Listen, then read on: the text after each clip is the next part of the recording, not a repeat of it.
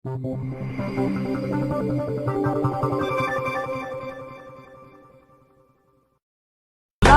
صل وسلم دائما أبدا على حبيبك خير الخلق كلهم. هدانا لهذا وما كنا لنهتدي لولا أن هدانا الله. أشهد أن لا إله إلا الله وحده لا شريك له وأشهد أن محمدا عبده ورسوله من لا نبي بعده. اللهم صل وسلم وأشرف الصلاة والتسليم على سيدنا ونبينا محمد رؤوف رحيم. أما بعد فقد قال الله تعالى في القرآن الكريم وهو أصدق القائلين فرب اشرح لي صدري ويسر لي أمري واحلل عقدة من لساني يفقهوا قولي. حسبنا الله ونعم الوكيل ولا حول ولا قوة إلا بالله العلي العظيم. Para jemaah sekalian rahmati Allah Subhanahu wa taala, para hadirin wa hadirat berada, enggak ada hadirat sini. Mudah-mudahan mendapat limpahan rahmat dan kasih sayang Allah Subhanahu wa taala. Alhamdulillah kita tetap istiqomah walaupun yang ngaji itu aja. Amin. Amin. Karena memang penghuni surga itu sedikit. Ya enggak? Ya. Al-jannatu khuffifat bil makari. Surga itu dikelilingi oleh hal yang tidak enak.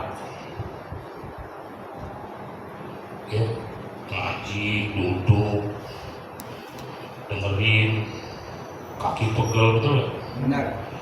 Wa khuffifat bil makari, wan naru khuffifat bis syahwat. Tapi neraka itu dikelilingi yang enak-enak. Ini enaknya kita kan lagi sisa ini makan, merokok, tidur, betul nggak? Ngopi, enaknya begitu.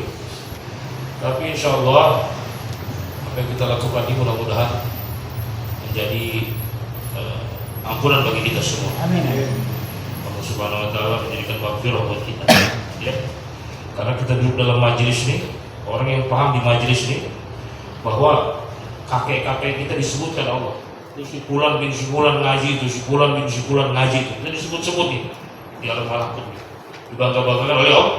Siapa orang yang dibanggakan oleh Allah? Inilah orang-orang duduk dalam majelis ini. Ya. Kenapa dalam majelis ini? Karena kita bahas kebesaran Allah Subhanahu wa taala. Ya. Kita membahas kedikjayaan Allah Subhanahu wa taala. Kita membahas kehebatan Allah Subhanahu wa taala. Pada zaman sekarang Allah Subhanahu wa taala, kita sudah dengar tadi dibuka dengan surat Toha. Ya. Toha. Masya Allah. Ini Toha nih, asbabun nuzul surat Toha ini tahu nggak sebabnya Pak? Itu Rasulullah SAW pada saat itu telah diturunkan tentang sholat, wahyu sholat. Jadi setiap Rasulullah sholat nih, dia selalu jinjitin kakinya, ngejinjit, begitu. Jadi setiap jadi imam nih, seperti gitu, kaki suka naik. Maksudnya agar orang kafir tahu kalau Rasulullah sedang sholat. Maksudnya dia tadi gue lagi sholat gue nih gitu. Cuman diprediksi jadi salah sangka. Dikira Rasulullah itu sedang diajak oleh itu orang Islam. Muhammad itu sholatnya begitu susahnya katanya angkat kaki. Nah, maka turunlah surat Toha ini untuk menolak prasangka wasangka orang kafir. Makanya Toha. Nah, Toha ini ismun min asma'il Muhammad Rasulullah sallallahu alaihi wasallam. Jadi Toha itu adalah nama daripada nama Rasulullah sallallahu alaihi wasallam. Ya. Ini bagus kalau kita bikin nama anak Toha, ya. Tapi bukan Toha yang itu. Ya. Jadi kalau kita udah punya nama Nabi, tapi kalau kita nggak benar, itu setiap hari bumi melaknat kita, saudara. Ada 360 nama Rasulullah Sallallahu Alaihi Wasallam. Muhammad, Ahmad, Ijaba, Muktafa, Toha, Yasin. Ada 360 nama sahabat Rasulullah, nama Rasulullah Sallallahu Alaihi Wasallam. Salah satunya apa? Toha. Bagus nih Pak Ahmad, kita punya cucu bikin Toha, tapi jangan ada si Toha yang itu. Aku marah bentar. cepu lagi kata gitu. Ya kan? Bukan, ini betul-betul nih, ya, bukan Sito, bukan namanya yang salah, tapi orangnya. Ya. Toha ini ismun min asma'i Rasulullah sallallahu alaihi wasallam. Istaba, mustaba, ikhfa, muhtafa. Siapa lagi? Yasin. Wah, itu nama-nama lagi tuh. Ya. Makanya kalau orang-orang dulu tuh selain dari sholat, kalau dia baca Quran, Toha sallallahu alaihi wasallam, Toha, atau Yasin sallallahu alaihi wasallam, Yasin, sering dibaca. Ya, tapi tidak disunahkan dalam sholat kita menyambung. Tapi kalau dalam bacaan Quran boleh. Karena apa? Itu bagian daripada asma min asma'i Rasulullah sallallahu alaihi wasallam. Ya. Paham ya? Jadi Toha itu adalah salah satu nama junjungan kita baginda Rasulullah sallallahu alaihi wasallam. Ma anzalna 'alaikal Qur'ana litashqa. Masyaallah. Ma anzalna 'alaikal Qur'ana litashqa. Tidaklah diturunkan agar Al-Qur'an itu membuat kamu sengsara, membuat kamu susah. Ya. Sama kayak kita sekarang nih. Ini ayat ini aktual, faktual. Bukan hanya ada di zaman Nabi, sekarang juga begitu. Banyak orang yang keberatan dengan Al-Quran. Bahkan dengan sombongnya mengatakan bahwa Al-Quran itu perlu direvisi. Ya. Otak kalau udah kotor begitu, Al-Quran yang betul-betul ma'anzalna 'alaikal Qur'ana litashqa, yang turunkan siapa? Yang turunkan Allah.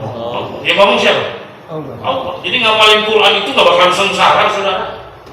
Ya, nggak bakalan sengsara, nggak bakalan susah. Ma'anzalna 'alaikal Qur'ana litashqa. Tidaklah kuturunkan Al-Quran agar engkau sengsara, agar engkau melarat, kata Allah. Tidak.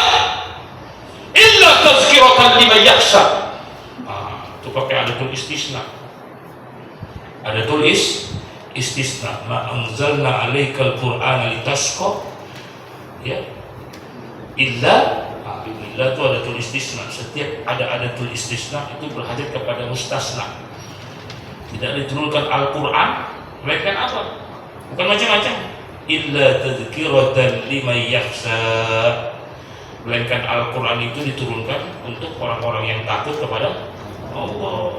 Makanya orang-orang yang bisa baca Quran, memahami Al-Quran, mengikuti Al-Quran, mengamalkan Al-Quran, yang hatinya ada rasa takut kepada Allah.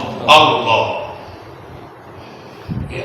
Kalau nggak ada rasa takut nggak bisa, saudara. Bagaimana timbulnya rasa takut nih? Ya? Bagaimana timbul rasa takut? Karena dia paham Allah. Paham? Illa tazkiratan liman yakhsha tanzilan mimman khalaqal arda was samawati ula. Kenapa dikatakan Al-Quran ini hanya bisa diamalkan, dipraktekkan oleh orang-orang yang takut kepada Allah? Karena paham orang-orang yang takut kepada Allah menyadari bahwa dia hidup di dunia ini yang dihidupkan oleh Allah, betul gak? Sebagaimana alam ini diciptakan oleh Allah. Allahul ladzi khalaqas samawati wal ard wa ma bainahuma. Lillahi ma fis samawati wa ma fil ard. Wa in tubdu ma fi anfusikum aw tukhfuhu yuhasibkum billah fayaghfir. Masyaallah, banyak saudara. Jadi ketika kita memahami seseorang itu, kita melihat paham bahwa orang ini hebat. Dia punya kekayaan luar biasa, punya tentara luar biasa. Kita paham orang saja timbul rasa gerun. Betul? Betul? Ya. Kita ngeliat orang punya jabatan aja dengan kapasitas dia timbul perasaan gerun. Apa itu gerun? Takut. Apalagi ya Allah. Ya. Ya apa? Ma'anzal 'alaikal Qur'ana litashqa illa tadhkiratan liman yakhsha tanzilan mimman khalaqal arda was samawati.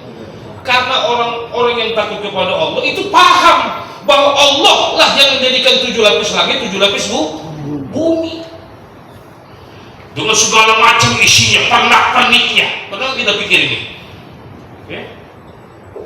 Pak, di bumi ini setahun berapa hari? 360 hari. Tapi di planet Mercury itu 1 tahun 2 hari. Di planet Mercury 1 tahun 2 hari. Hebat nggak Allah? Hebat. Bagaimana dia mengatur peredaran langit dan bumi. Bedarannya matahari tajri min tahtihal anhar, masya Allah. Wasyamsu tajri min apa? Wasyamsu dalam surah Yasin. Wasyamsu tajri mustaqarrin laha, dzalika taqdirul azizin. Dia tentuin Pak, sama-sama berputar tapi waktunya beda. Bayangkan dalam setiap 7 detik, dalam setiap 7 detik di dunia ini lahir bayi. Setiap 7 detik. Bayangkan, hebat ya? Siapa yang ngatur? Ya. Terus apa yang kita rasa hebat dengan kita itu? Apa yang kita hebat? Orang suruh nyium apa? Nyium siku aja nggak bisa Pak. Coba kita lihat, ada yang bisa nyium siku nggak? Nyium siku nggak bisa saudara, betul? Nyium aja nggak bisa Pak. Makanya kita ini la haula wala quwata illa billah. Apa coba Pak? Lihat kuping aja nggak bisa saudara, gitu rambut nggak bisa, gitu jenggot nggak bisa Pak. Coba, apa yang kita kalian? Apa yang kita hebatin coba? Kita nggak bisa apa-apa, kita ini la haula wala quwata illa billah. Makanya orang-orang beriman yang yakin kepada Quran, dia harus ada rasa di hati ini, Allah itu hebat. Ya. Allah itu hebat. Dan Al-Quran ini kekal saudara, yang langsung diturunkan oleh Allah, nggak bisa dirubah sama manusia. Dan satu-satunya kitab suci di dunia ini yang bisa dihafal oleh umatnya, yang berjumlah 6.666 ayat, itu hanya umat Islam yang bisa menghafal kitab sucinya. Ente panggil sekarang pendeta-pendeta Kristen, para bihara-bihara, biksu-biksu dalam kitab mereka, adakah mereka yang menghafal kitab mereka saudara? Tidak ada saudara. Tapi Al-Quran dengan 6.666 ayat ini, ribuan, jutaan umat Muhammad menghafal Al-Quran saudara. Ini mujizatnya. Ini luar biasa saudara.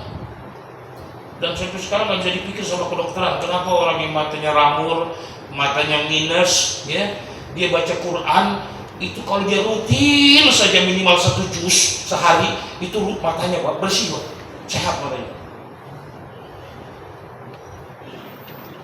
Makanya katanya mata minus, nggak ada mata minus. Orang yang rajin baca Quran insya Allah matanya Pak bagus. Walaupun masih mata duitan juga nggak apa-apa. Guys, mata duitan wajar lah Pak.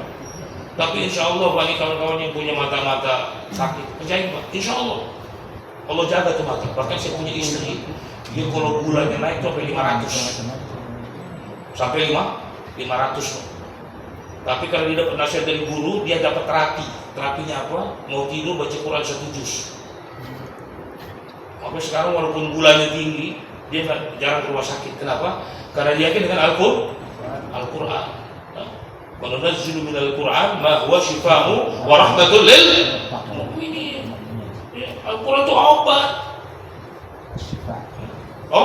Obat. Wa nunazzilu minal Quran ma huwa shifaa'un wa rahmatul lil mu'minin. Al-Quran itu obat. Tapi apapun yang kita baca dalam Al-Quran harus kita sifatin Pak. Harus kita sifatin. Apa itu sifatnya? Apa yang kita baca dalam Quran ini harus kita sifatin supaya itu tajalli sama kita. Contoh, kita baca Quran, pengen mata kita bagus, pantangan-pantangannya dijauhin.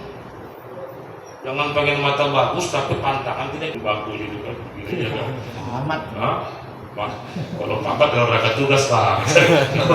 Jangan disindir Pak. Ini terakhir ini mahasiswi cakep-cakep lagi. Ada butang semua itu. Jadi dijaga tuh. Jadi kalau Quran mau berlalu sama kita dijaga. Ya. Paham ya? Jadi obat untuk kita Pak. Nah, jadi kita kembali kepada Toha tadi. bahwa yang bisa mengamalkan Al-Quran ini adalah orang yang ada rasa takut kepada Allah, ada rasa takut. Bagaimana menimbulkan gerun rasa takut? Ya kita kenal Allah. Man arafa nafsa faqad arafa rabbah, wa man arafa rabbah faqad fasadil jasa. Siapa yang mengenal Allah maka dia akan kenal dirinya. Kenali diri kita dulu nih, baru kita kenal Allah. Betul ya? Allah itu mukhalafatul lil hawadis. Allah berbeda dengan makhluk. Allah berbeda dengan makhluk. Satu, Allah nggak sama kayak kita, Pak Ahmad. Jadi nggak boleh menyamakan Allah itu dengan diri kita. Jangankan Allah, kita aja mukhalafatul lil hawadis. Kita aja mukhalafah. Apa itu mukhalafah? Beda. Ente coba lihat setiap bayi yang lahir, walaupun dia kembar sekalipun pasti ada bedanya. Betul? Coba kita coba, Bapak saya tatap muka kawan-kawan, sama nggak? Walaupun sama-sama marga Siregar, Pak, beda. Ya? Walaupun marga Siregar, beda saudara. Lain dengan pabrik mobil, dia buat mobil tahun 2000, keluaran tahun 2000 sama semua, Pak. Betul? Itulah bedanya ciptaan Allah dengan ciptaan manusia. Kalau ciptaan Allah itu mukhalafah, beda-beda, Pak. Ya? Jangankan tahun 69, mau tahun berapa aja, satu tahun yang sama, di hari yang sama lahir, itu pasti beda. Itulah kekuatan Allah Subhanahu wa Ta'ala. Pernah kita pikirin? Ya? Makanya dalam target taklim beberapa waktu yang lalu saya katakan, Pak. Ya? Saya pernah katakan begini, bahwa ada manusia yang percaya kepada Allah tapi nggak yakin sama Allah. Oke, saya mau tanya, Pak Ahmad, ya. Pak Ahmad percaya nggak kalau gunung ciptaan Allah? Gunung itu ciptaan Allah bukan?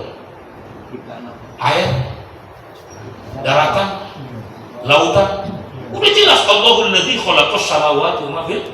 Allah menciptakan langit dan bumi serta isinya. Percaya nggak kita? Percaya nggak? Hah? Percaya kan? Yakin kan? Tapi kenapa ketika amal kita nggak percaya, saudara? Kita berkali-kali ngomong bahwa langit ciptaan Allah, bumi ciptaan Allah, air ciptaan Allah. Tapi ketika kita ada satu masalah, kita nggak percaya sama Allah. Contoh soal rezeki. Kita udah yakin bahwa rezeki itu datang dari Allah, tapi kita dalam prakteknya masih ada khawatir, betul? Hah? Masih ada khawatir. Terutama bini-bini kita di rumah juga. Benar nggak? Istri-istri sekarang kalau udah pada banyak berubah jadi jaksa, nuntut mulu, nuntut tiap hari, jadi jaksa nih. Anak kita sekarang jadi saksi yang memberatkan. Sama itu. Saksi memberatkan juga itu. Betul mak, betul betulin aja kita nggak tahu kita bodoh. Paham? Jadi untuk menjadikan Al-Quran ini sebagai obat, Al-Quran ini bisa ada rasa gerun di hati kita. Ya kita kenal Allah dulu, sudah. Kenal Allah? Makanya Rasulullah SAW ajarkan tauhid kepada umatnya itu 12 tahun, Pak. Sebelum turun sholat, sebelum turun Al-Quran, diajarkan umatnya bertauhid. Qul la ilaha illallah, la ilaha illallah. Kenalin Allah. Kenalin Allah. Oke. Terus, udah kenal Allah, banyak sahabat Nabi pada bersakit-sakitan, betul? Betul? Kehidupan Nabi kepada sengsara semua. Bapak lihat. Kenapa seluruh para nabi dibikin sengsara? Mana nabi yang gak sengsara? Ya? Nabi Sulaiman, ini juga susah, Pak. Saking kayanya dia juga bingung. Semua nabi, Pak, dibikin kesusahan, untuk apa? Agar hatinya ta'aluk kepada Allah. Ya? Bayangkan Rasulullah SAW seorang nabi kekasih Allah, tapi Allah wa kana Rasulullah SAW akala aswadan. Bayangkan nabi kekasih Allah, ya, yang doanya didengar sama Allah, tapi pernah nggak makan 3 bulan. Sesusah-susahnya Pak Ahmad nggak pernah nggak makan 3 bulan, betul nggak?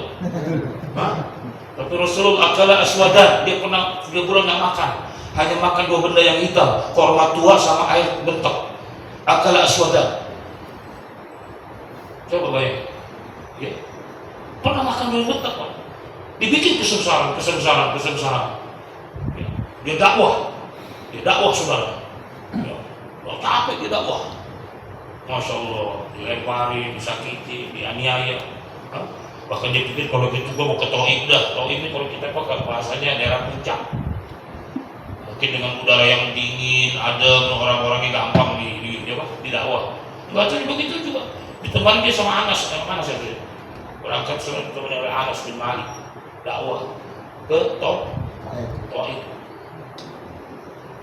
Waktu sana dilemparin, dibilang orang, Muhammad gila.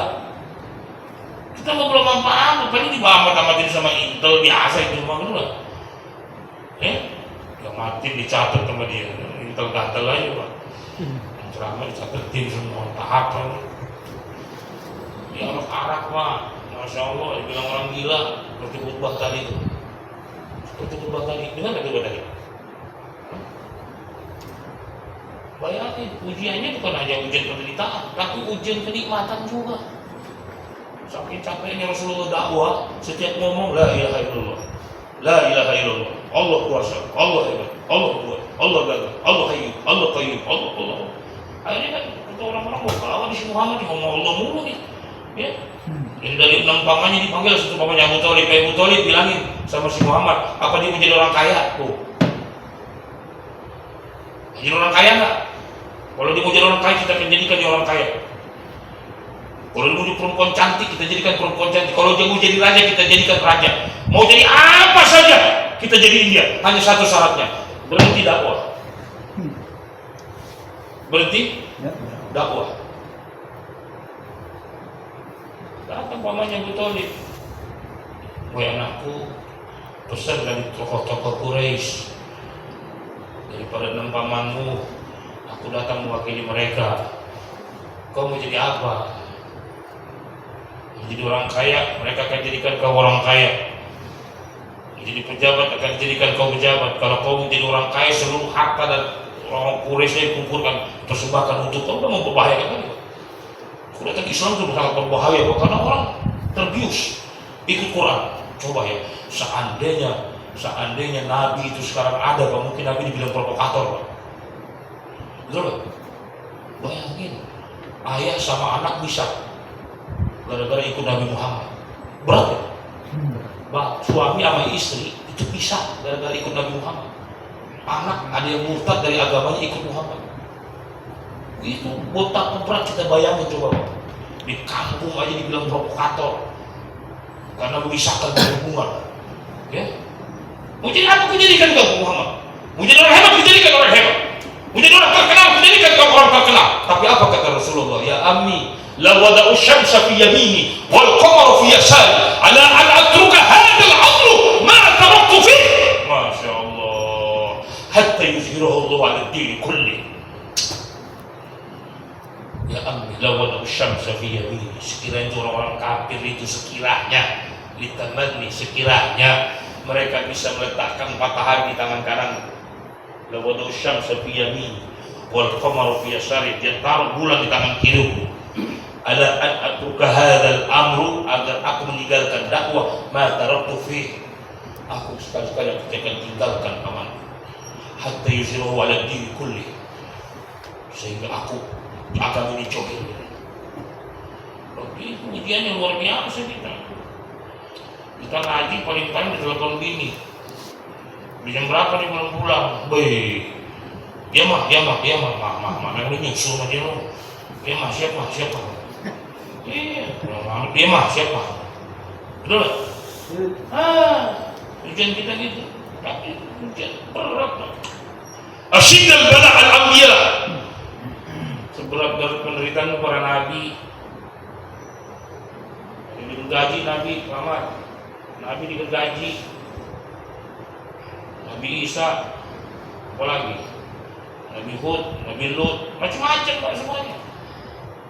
Ya, macam-macam penderitaan mereka. Berat saudara. Makan susah, dibenci kadang-kadang sama keluarga. Ya, bayangin. Tapi apa kata Rasulullah? Ma taraktu fi hatta yuzhirahu Allah ala dini kulli. Aku nggak bakal berhenti, wahai paman, sampai agama ini johir ke dunia. Begitu. Ya. Sekarang kita bagaimana cara kita ikut Nabi? Bagaimana agama ini johir dari kehidupan kita? Ya. Bukan hanya johir di tengah masyarakat, tapi johir agama pada diri kita. Tandanya agama itu johir pada diri kita. Allahu Akbar, Allahu Akbar. Apapun namanya, apapun tempatnya, dimanapun dia berada, dalam situasi apapun dia akan tinggalkan itu demi Allah Subhanahu wa Ta'ala. Itu sudah menjohirkan Allah. Nah, makanya kan begini. Kuntum khairu ummatin ukhrijat linnas ta'muruna bil ma'ruf wa tanhauna 'anil munkar. Kamu sebaik-baik manusia, kuntum khairu ummatin ukhrijat linnas. Kamu sebaik-baik manusia yang dikeluarkan Allah di muka bumi. Hilang. Kadang-kadang anak berpikir, apa sih kehebatan kita nih? Apa sih kehebatan Pak Ahmad?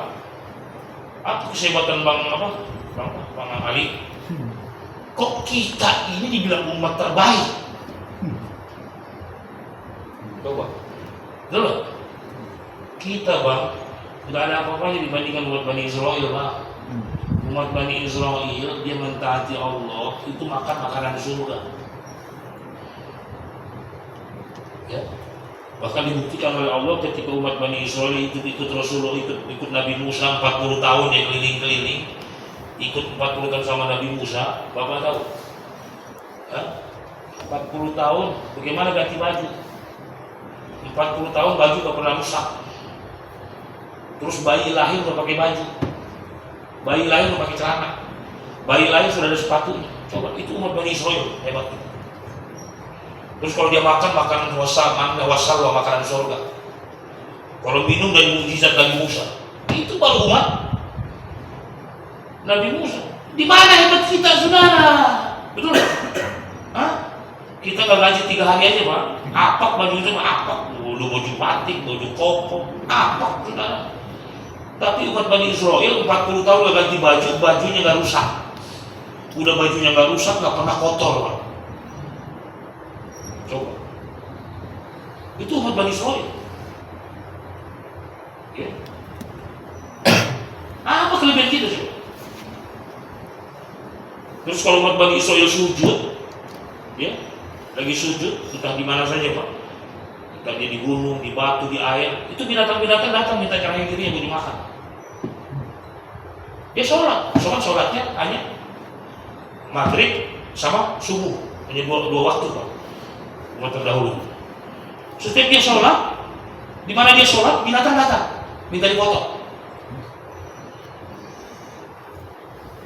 Harimau datang, minta dimakan. Burung-burung pada datang, Pak, minta dipotong lehernya, untuk dimakan, jadi santapan. So, kita kalau nggak Jumat, kagak makan kita, Pak. Jumatan, itu terbatas dia, Pak, nasi bungkus, itu pun terbatas. Coba. Apa hebatnya? Mereka sholat, binatang pada datang, makanan pada datang, air juga datang. Kita apa mau kelebihan kita? Tapi kata Allah, kuntum khairu ummatin, engkau sebaik-baik umat yang dikeluarkan Allah di muka bumi. Oh, kita lebih, umat Muhammad lebih hebat dari umat Nabi Nuh, umat Muhammad lebih hebat dari umat Nabi Musa, umat Muhammad lebih hebat dari umat Nabi Isa. Hebatnya di mana? Umurnya pendek-pendek. Umurnya umat Nabi Musa umurnya Pak paling pendek 1000 tahun. 1000 tahun. Umat Nabi Isa 500 tahun, tapi Nabi Isa dia hanya umurnya 20. Hah? Enggak, Nabi Isa 25 tahun. Coba. Umur terlalu panjang umurnya. Tapi itu pun yang terbaik. Kenapa? Kenapa umat Muhammad dikasih umurnya singkat? Paham Pak? Kenapa umat Muhammad umurnya dikasih pendek-pendek? Dikatakan dalam satu targhib, kenapa umat Muhammad itu pendek-pendek umurnya? Supaya dosanya sedikit. Dosanya sedikit. Kalau 60 tahun taruh di dosa Pak dari umur berapa? 20, berarti yang 40 tahun. Dan sedikit-sedikit Pak dosanya. Kedua, kenapa badannya kecil-kecil? Supaya nggak susah cari nafkah. Dengan badannya kecil makannya sedikit. Betul nggak? Sepiring, 2 piring, lewat 3 piring, udah cukup. Dikasih badannya kecil supaya makannya sedikit. Makanya kita nih hati-hati nih, kadang-kadang kita nih mampu kebo, pali, kebo badannya gede, makannya banyak, tapi maghrib udah masuk kandang. Kita kadang-kadang nih udah makannya sedikit, malam masih ukur tanah orang. Udah, orang masih diukur Pak. Iya. Nah, yang kedua, berapa tuh? Allah kasih umurnya pendek-pendek supaya dosanya sedikit. Terus kedua, Allah kasih badannya kecil supaya makannya sedikit. Allah kasih umat akhir zaman supaya nggak dibully. Supaya nggak dibully. Kalau misalnya kita bukan akhir zaman, terus akan ada umat lagi, akan jadi cerita, wah dulu tuh di zaman PTDI, ya, ada ustaz, maaf lah itu cerita tuh. Jadi Allah kasih kita umat akhir zaman ini supaya nggak dibully. Yang ketiga, kenapa dikasih umat akhir zaman ini? Supaya dikubur kita singkat. Dikubur nggak lama-lama. Dikubur nggak lama. Itu bayangin ketika Nabi Isa membangunkan Sam bin Nuh, ya. Jadi Nabi Muhammad ke Nabi Isa berapa tahun? 600 tahun. Terus Nabi Isa sempat ngidupin Sam bin Nuh. Waktu ngidupin Sam bin Nuh, ya, ceritanya apa? Nabi Isa ditantang. Kalau lu nabi itu ada kuburan lama, hidupin orangnya. Ini mau baru, lu mah katanya. Namanya kafir begitu Pak. Banyak nggak percaya ya. Itu kan kuburan baru. Itu yang lama itu ada 4.000 tahun. Dibangunin. Yang dibangunin siapa? Sam bin Nuh, Sam anaknya Nabi Nuh. Masya Allah. Mas bukan kirim Sam bin Nuh. Siapa tahu? Tapi Sam bin Nuh. Sam bin Nuh, udah 4.000 tahun, bayangkan. Nuh aja ke Nabi Isa udah 4.000 tahun. Terus Nabi Muhammad ke Nabi Isa 600 tahun. Nabi Muhammad kita udah berapa? 1.400. Jadi kenapa kita di umat akhir zaman ini? Supaya dosa kita sedikit. Supaya dosa kita sedikit.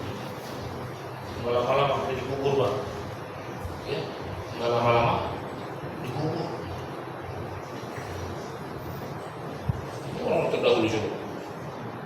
Ya, karena yang kedua, kelebihan umat Muhammad ini, kenapa tuh? Yang pertama dihisab. Jadi seluruh umat nanti dikumpulkan oleh Allah di yaumil mahsyar nih, yang pertama dihisab umat Muhammad. Jadi nggak lama-lama kita. Ya, coba lu jadi umat Nabi Isa, masuk Kristen, lama. Jangan murtad ya, masuk TV nya deh. Iya, nggak lama-lama kita Pak. Ya, karena yang paling menakutkan itu adalah karena jalan kita masih panjang. Alam apa nih yang mau kita lewatin? Alam ruh, terus alam dunia, alam kubur, kiamat. Kiamat aja nanti Pak, kita istirahat tuh setelah kiamat tuh itu 50.000 tahun. Baru kita masuk hari yaumil hisab. Ribuan tahun lagi Pak. Ribuan tahun dihisab Pak. Coba. Ya. Nanti kita umat Muhammad itu paling gampang melihatnya. Nanti ada liwaul hamdi namanya. Di yaumil mahsyar itu ada bendera Pak. Bendera kenabian. Yaumil mahsyar. Orang tahu itu Nabi Muhammad ada bendera kenabian. La ilaha illallah wahdah la syarika lahu. Itu bendera bisa dilihat oleh umat manusia sejauh perjalanan 500 tahun. Itu udah lihat tuh benderanya sampai besar. bukan bendera, namanya bendera Liwaul Hamdi. Kibar itu dari situ umat Muhammad berjalan. Dan pertama yang dipanggil umat Rasulullah Sallallahu Alaihi Wasallam. Bayangin, mangkai Nabi Khidir, ya, ini diterima Allah dari umat Nabi Muhammad. Itu Nabi Khidir diterima dari umat Nabi Muhammad. Umat Nabi Isa juga diterima, ya. Nabi Idris, ada beberapa nabi yang diizinkan Allah menjadi umat Muhammad, yaitu Nabi Khidir alaihissalam. Terus siapa lagi? Idris. Siapa lagi? Isa. Nah, diizinkan itu Pak. Ya, bahagia di Isa itu Pak. Gak lama-lama. Lu bayangin, Jobil Mahsyar Pak. Katanya matahari sejengkal. Gimana panasnya coba? Lu sekarang boleh gak percaya deh sama gua, gak apa-apa. Tapi mati lu yakin kan? Ya, karena kalau kita ngomong begini, cerita, Ustaz, cerita. Iya cerita. Hari ini akhirat cerita, betul gak? Iya. Tapi nanti kalau kita udah mati, akhirat nyata, dunia cerita. Makanya basic pengajian itu apa sih? Basicnya ngajian apa? Catat dong, apa basicnya pengajian? Yakin. Ya, basicnya pengajian ya, yakin. Kalau nggak yakin gimana? Harus yakin dulu kita. Basicnya pengajian itu yakin. Yakin dengan apa? Yakin dengan kehidupan akhirat. Ya, nggak lama kita tamat, nggak lama. Ya, mau khawatir kita nggak ada. Makanya gini, ini ente nggak boleh berlama-lama di dunia. Jangan pengen lama-lama di dunia. Ya. Orang kaya nggak lama, orang miskin nggak lama, pejabat nggak lama, apalagi 3 periode nggak lama juga kita. Pokoknya pinter-pinter lah ente dengan jabatan, betul nggak? Hah? Ya kan? Iya. Umar bin Abdul Aziz jadi pejabat 2,5 tahun Pak. Tapi mampu mengumpulkan harta itu 6.000 triliun uang kita. 2,5 tahun, 6.000 triliun.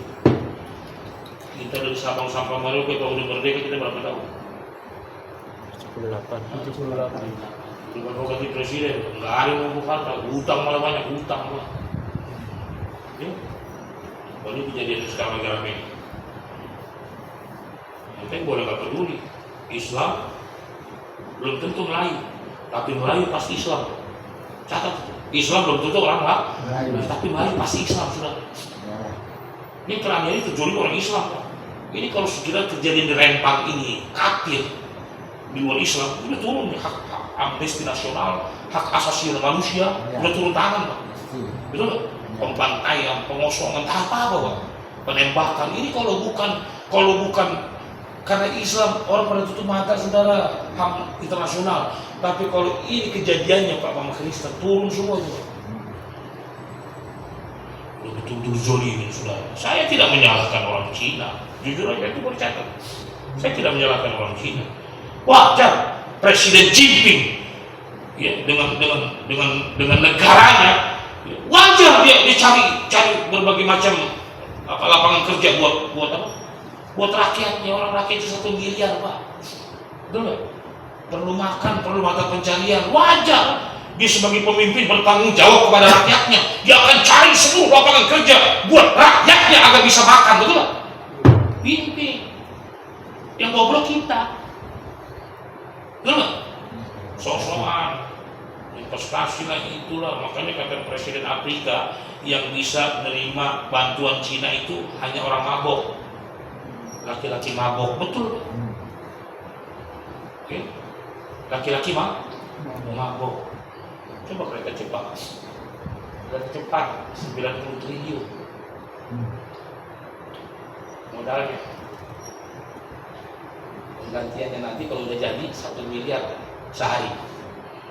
1 miliar sehari. Kayak angkanya 1 triliun itu berapa miliar? 1 miliar 1.000. 1 miliar 1 triliun 1.000 miliar. Berarti 1.000 hari. 1.000 hari kali 90 berapa? 1.000 kali 90. Hah? 1.000 kali 90. 90.000. Lu bagi 365 hari. Berapa tahun dia di sini, saudara? Kan perjanjiannya dengan 90 triliun, kalau udah jadi pengembaliannya 1 M sehari. Mau rugi, mau untung, mau pengembalian 1 M. Berarti 1 M dikali 1000 itu 1000 hari. Kan 1 triliun itu kan 1000 miliar. Berarti 1000 hari. 1000 kali 90 90.000 dikali 365. Dicatat tuh berapa ribu tahun di sini, Pak. Gara-gara kerja cepat, sudah. Dia punya tenaga kerja 500 orang. Kalau suami istri, udah berapa? Udah pindah ke situ. Berapa generasi sudah? Bukan main-main kerjaan. Lu mikir, coba mikir, supaya kita mikir itu. Ini bukan main-main kerjaan, Pak. Indonesia tanah airku, tanah bohong, tanah itu pada mana? Jangan lagi tanah kita udah habis. Coba ngontrak aja, kalau ngontrak itu mahal sekarang. Coba, gua ngontrak tuh 15 juta. Uang 2 juta aja kejar-kejar udah berapa hari ini. Coba ya. Coba gimana gitu? Ya, padahal Salahuddin bil ilmi wal mal, hidupnya agama dengan ilmu dan harta. Ilmu dan harta. Ya. Kita masih muter-muter memanage ini, memanage itu, memanage itu, memanage itu. Nggak ada, Pak. Ya. Maka Allah Subhanahu Wa Taala dengan Nabi-Nya berikan keyakinan. Jangan pernah yakin dengan pembangunan. Jangan pernah yakin dengan Indonesia ini mundur karena orangnya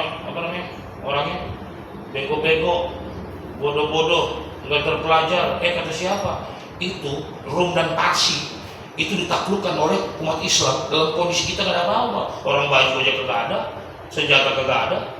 Rum dan Parsi itu tuh di bawah kaki umat Islam. Apa umat Islam punya senjata? Apa umat Islam punya teknologi? Kagak. Karena mereka yakin kepada Allah. Ya? Yakin kepada Allah. Kita nggak yakin sama Allah. Kita nggak yakin kepada Al-Quran hari ini, Pak. Kita percaya dengan otak kita. Ya, kita percaya dengan skill kita. Bukan. Ya. Makanya kalau kita sudah yakin langit, bumi ciptaan Allah, harus kita yakin pula dengan gerakan-gerakan bahwa seluruh hidup kita ini la tataharrak dzarratan illa bi'iznillah.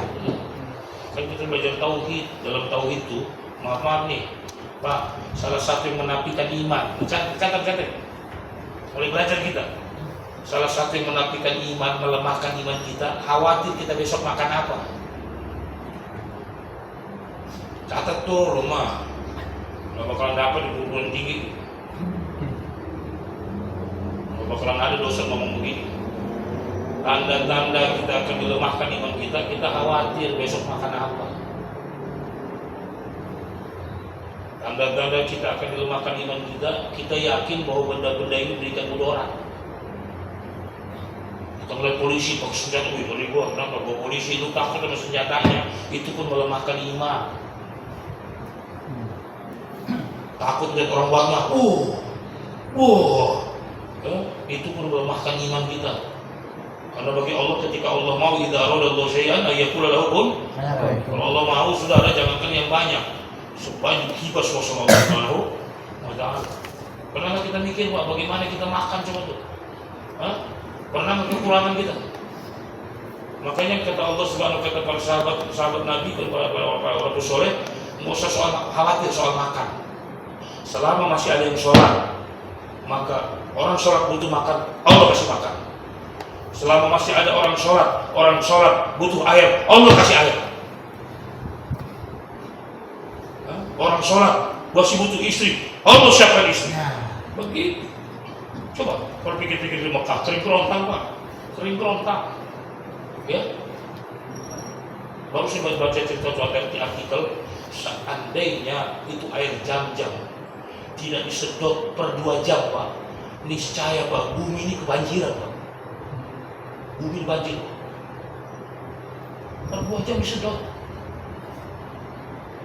Ya. Bayangkan, itu doa seorang nabi siapa? Siapa? Siapa? Ismail. Jam-jam. Lalu dihentak-hentakkan kakinya dengan izin Allah. Wahai mata air, terpancarlah.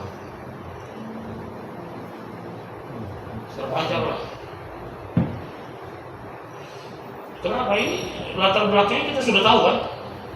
Sampai keluar begitu batu air sampai hari ini nggak bakal, dan satu-satunya air di dunia nggak pernah habis ya, air jam sudah. Ya, karena apa? Karena langsung daripada kebesaran Allah Subhanahu wa Ta'ala. Sudah ditinggalkan oleh setelah Nabi Ibrahim ninggalin yang latar belakang rumah tangga lah ya, karena Siti Hajar sama Siti Sarah berantem mulu. Jadi yang sunnah kalau kita punya istri lebih dari satu ya berantem Pak. Itu sunnahnya berantem. Bisa nggak kita misahinnya? Betul nggak? Kalau anggota DPR nunjukin bininya 3 rukun-rukun bohong. Besok diracun mah besok aja. Iya, harus berantem. Ini Nabi Ibrahim bawa istrinya kemana? Ke Jazirah Arab. Dia tinggal ke padang pasir. Itu orang gila. Kan itu perintah Allah. Hei, Ibrahim tinggalkan anak istrimu tengah padang pasir. Yang nyuruh siapa? Allah. Nyuruh siapa? Allah. Kalau orang suruh baru selalu pikirin. Setiap perintah Allah gak usah pikirin pakai otak, nggak jadi.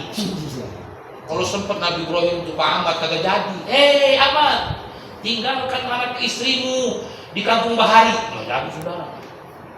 Di tengah padang pasir yang kering kelongkang, nggak ada makanan, banyak harimau gurun, banyak lagi kalajengking yang sekali kalau jengking itu masuk kalinya nggak, hanya hitungan detik mati. Tapi karena perintah Allah, Ibrahim tinggalkan anak istrimu di tengah padang pasir.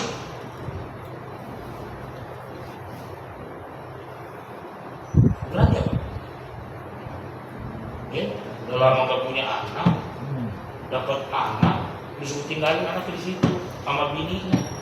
Nggak ada rumah makan padang, nggak ada warung kopi. Lu bayangin aja udah. Masa kita gimana kira-kira? Rumah baru kantor pos tutup aja udah khawatir. Jangan khawatir, kantor pos tidak ada. Ya. Coba betapa hebatnya keyakinan Nabi Allah Ibrahim. Makanya dikenal dengan Khalilullah. Khalilullah ini kekasih Pak. Habibullah itu juga kekasih. Apa bedanya Khalilullah dengan Habibullah? Kalau Habibullah mutlak kayak anak. Ya, mau dia jelek, mau dia cakep, tetap kita sayang sama dia dulu. Coba lihat mama yang anaknya cebol, hitam, ya kan? Anak mama yang cakep, anak mama yang ganteng, padahal kulitnya kayak dandang Pak. Tetap anak mama yang cakep, betul nggak? Itu namanya Habibullah.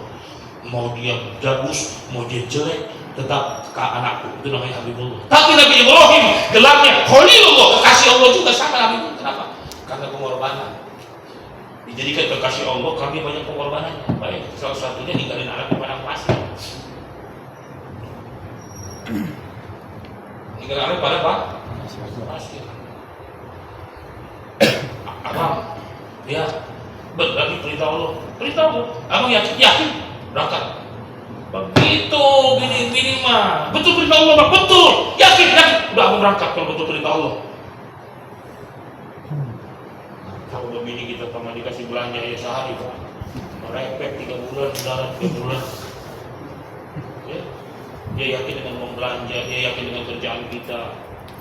Makanya kita gak susah kita ibadah. Kenapa? Kita gak ditolong oleh istri yang yakin sama Allah. Nabi Ibrahim udah biar Allah yang jaga lah kalau kau diperintah Allah. Maka setiap perintah Allah pasti Allah punya maksud. Ya udah, nggak berapa lama nangis tuh anak, geraukan, rupanya lapar, disusuin kanan habis, susu kiri habis, udah, air kagak ada,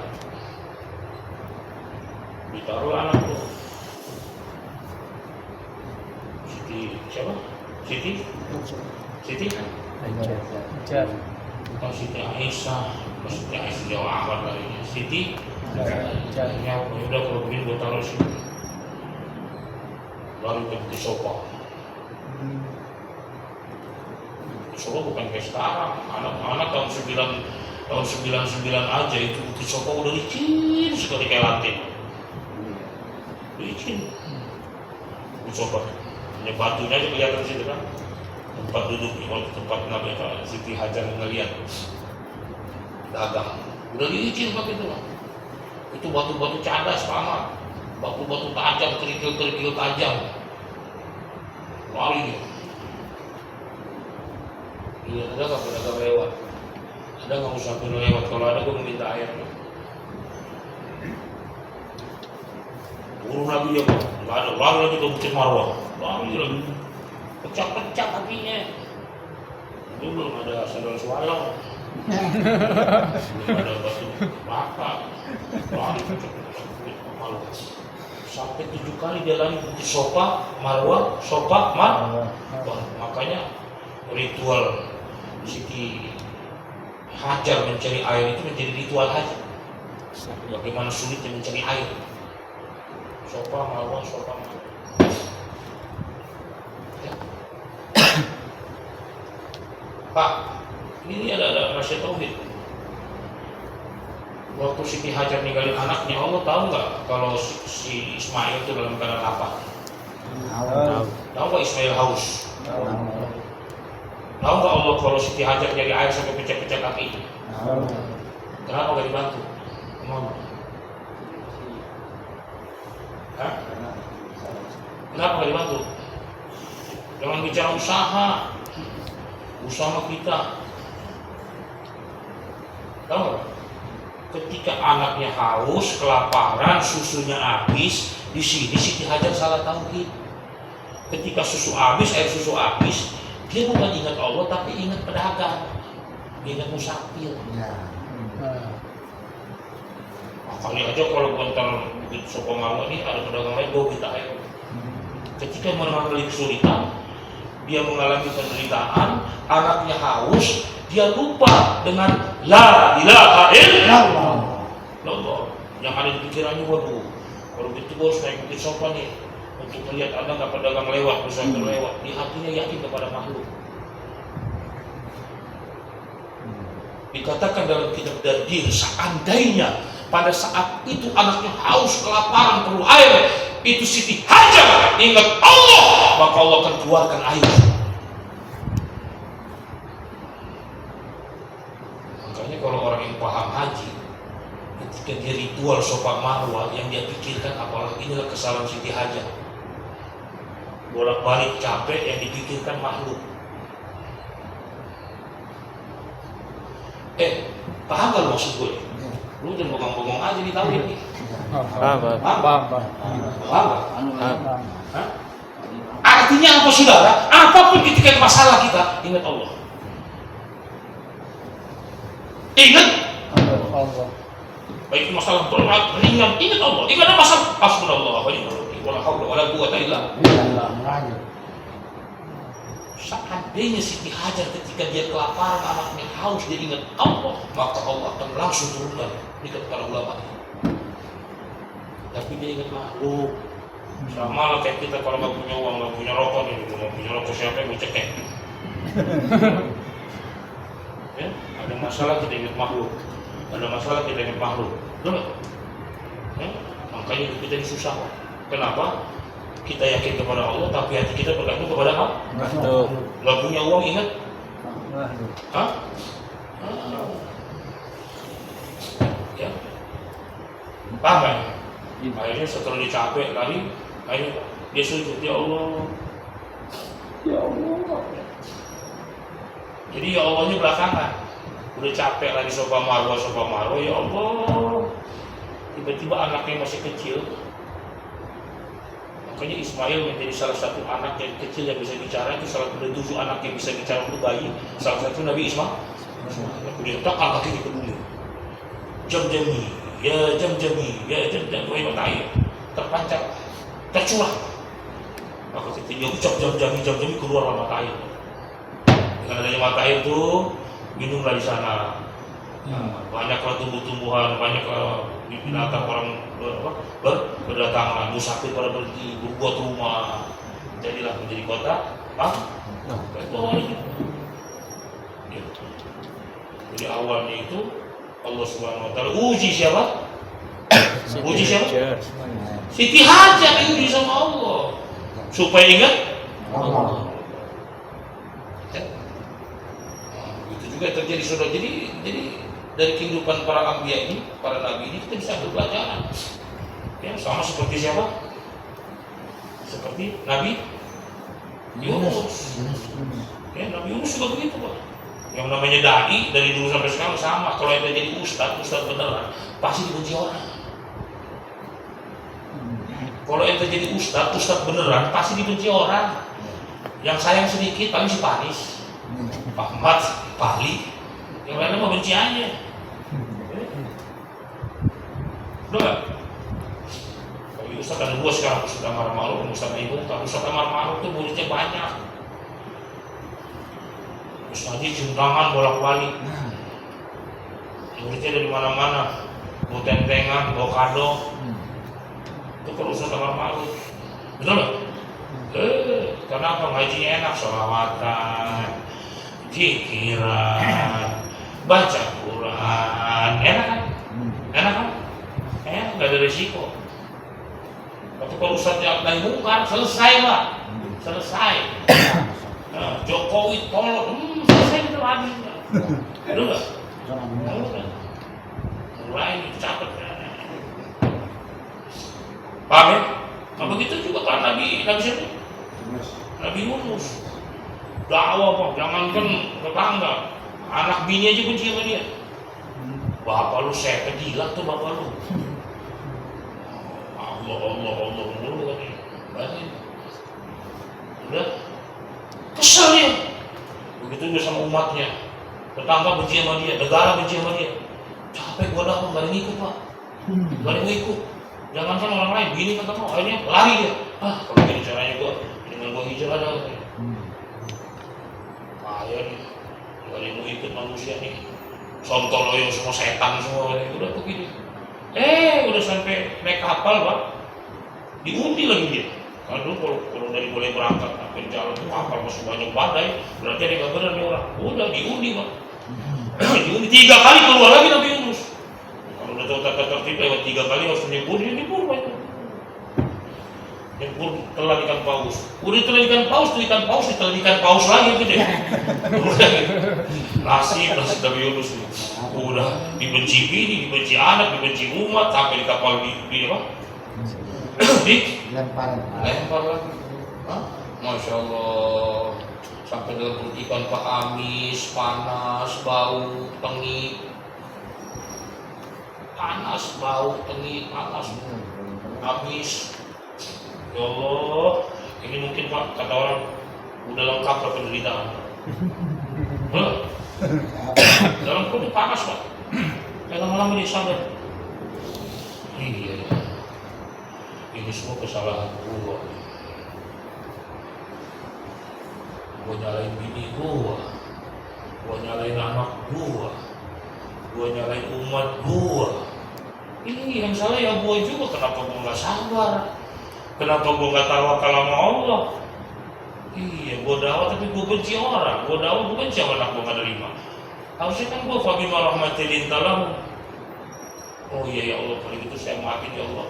Anak nggak salah, umat nggak salah, yang salah saya ya Allah. La ilaha illa anta subhanaka inni kuntu minaz zalimin. Oh ya Allah, aku yang salah, aku yang zalim ya Allah Pak. Karena dia aku yang salah, dia udah maafin semua orang-orang nih. Maka saudara pada saat itu juga perut ikan jadi istana. Itu perut ikan jadi akuarium yang tadinya bau Pak jadi istana. Masya Allah, diperbaiki sama Jibril Pak. Itu perut ikan jadi istana, semua makanan tersedia di dalam Pak. Bahkan dikeliling-keliling itu kayak akuarium dia tahu Pak. Makasih yang doa nih Ustaz Mita. Lu baca doa ini tapi maafin orang, maafin jaga sebelah. Kadang-kadang suka ngegodain kita. Ngegodain, maafin Pak, betul gak? Maafin tuh anak kita, maafin istri kita, betul gak?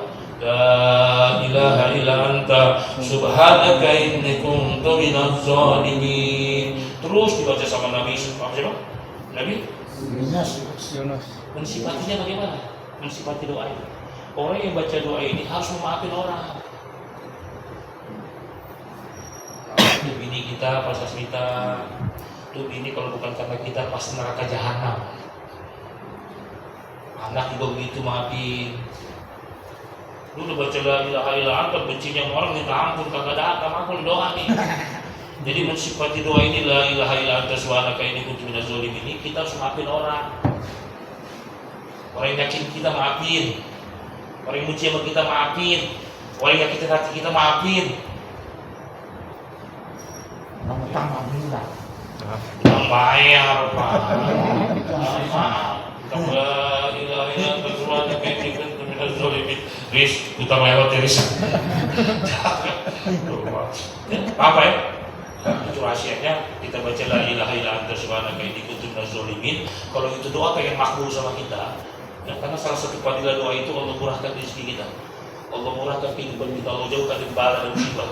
Tapi syaratnya apa? Maafin orang. Maafin orang berbuat salah sama kita. Ya, jangan gampang marah, jangan gampang emosi, jangan gampang dendam.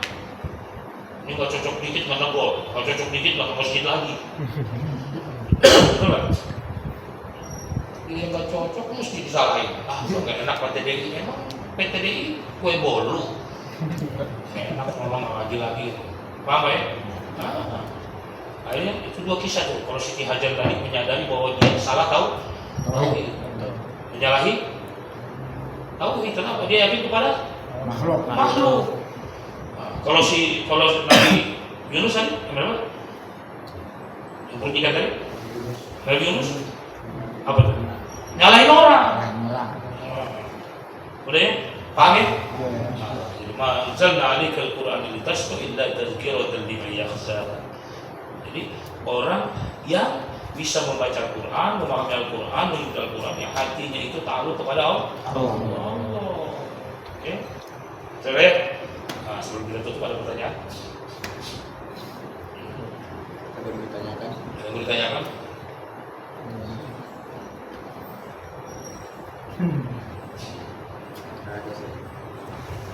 Hah? Kalau mah paham semua ya? Amin. Sebenarnya saya ini spesialis ada tauhid. Ya. Jadi gitu, apa yang kita buka hari ini walaupun sedikit, nanti bisa terjemahkan. Kalau Siti Hajar aja dalam kesusahan dia ingat makhluk, sengsara di dunia. Betul ya? Nanti coba kiaskan dengan bangsa, dengan negara. Kita yakin sama Cina, kita yakin sama investasi. Kita terjemahkan, itu kan mahasiswa. Ya. Kembalikan kepada kita kepada keyakinan kita kepada Allah. La ilaha illallah, hasbunallah wa ni'mal wakil, ni'mal maula wa ni'mal nasir. Hasbunallah wa ni'mal wakil, ni'mal maula wa ni'mal. Ada masalah? Hasbunallah wa ni'mal wakil, ni'mal maula wa ni'mal nasir. Penyakit? Hasbunallah wa ni'mal wakil, ni'mal maula wa ni'mal nasir. Kita baru sakit kepala ingat bodrek. Iya. Parah. Betul. Gatel ingat. Atau sempat gatel itu. Abdul Maris. Obat gatel apa? Salah 88. Pokoknya Pak, kita ini dibuat kita susah. Dalam keadaan kondisi kita yang diatur oleh Allah, hidup oleh Allah, mati dari Allah, sakit dari Allah. Tapi kenapa kita cari jalan keluar dari cara makhluk? Ya, paham? Makanya kuntum khairu ummatin ukhrijat linnas ta'muruna bil ma'ruf wa tanhauna 'anil munkar. Kenapa kita harus mencegah kemungkaran? Karena orang yang mencegah kemungkaran musuhnya banyak.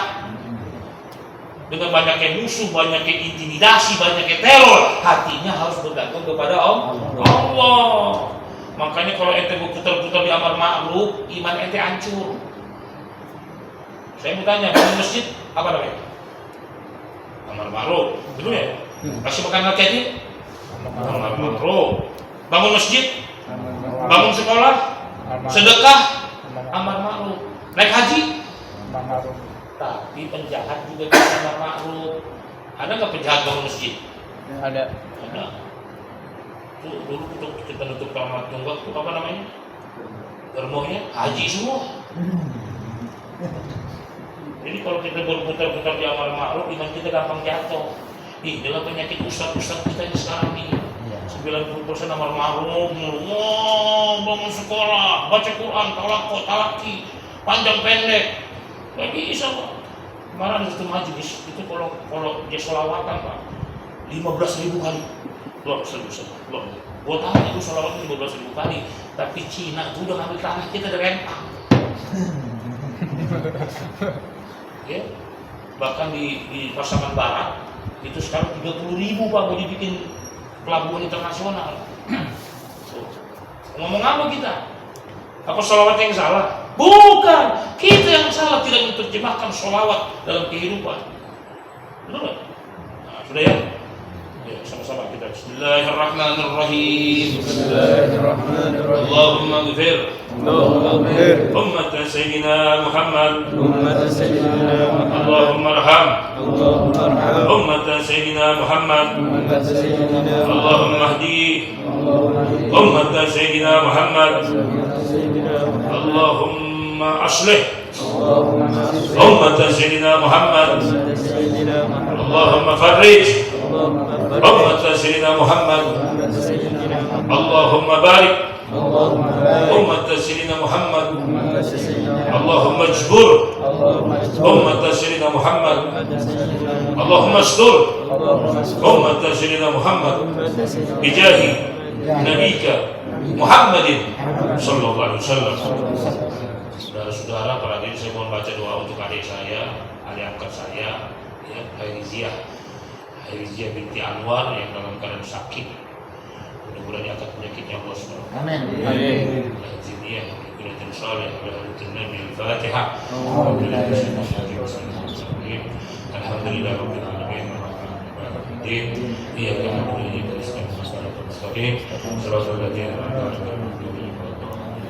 dan satu lagi saya minta nih, ada obsesi imam kita yang kita nggak bisa bantu, tapi kita bantu dengan doa. Apa tuh obsesi dia? Beliau pengen bangun di masjid. Amin. Kita belum bisa bantu apa-apa, kita baca Fatihah yuk, supaya imam kita diberikan rezeki oleh Allah SWT, diberikan kemudahan Allah SWT. Yang hadirinnya kulit salat lahir Nabi Al-Fatihah.